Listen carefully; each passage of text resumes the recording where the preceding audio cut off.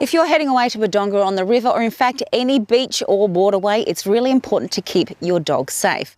First of all, we have to remember not all dogs are natural swimmers. In fact, some don't know how to swim at all. So it's really important that you take them to the shallows first and just figure out whether they are actually going to sink or swim. And if they need some lessons, then that's the time to try it. Also, if you're going out on a boat or a kayak, for example, you want to make sure that your dog is wearing a flotation device. No exceptions, just like we would ourselves. Because if they drop out of the boat or they should fall off of the kayak, you want to make sure, number one, they stay afloat, and secondly, it really helps to identify them, and then also you can easily pick them up and bring them back in.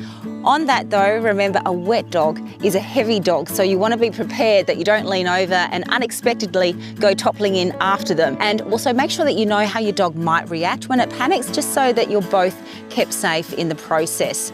The other thing that we want to remember, of course, don't we, Das, is that we don't want to force our dogs into the water, all right? Because, you know, if you create a negative association with water, that's going to impact them for other things as well. You know, you want your dog to feel comfortable around water, particularly if you want to wash them.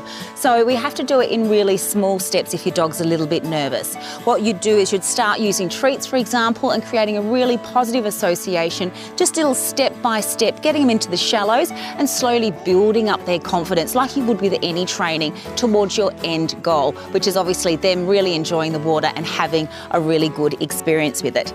The other thing to remember when you are in areas that you're not sure about, and there could be people who have been fishing, not everyone thinks about a dog coming along. So sometimes you might find a fishing hook that's got bait on it still, has been left lying around, and the last thing we want is our dogs ingesting that. So always make sure you check an area around waterways as well for any hazards.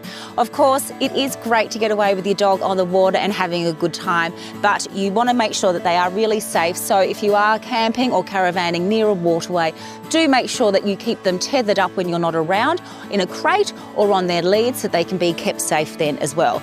Enjoy your trips, and remember there's plenty of tips about this and others on the Pooches at Play website.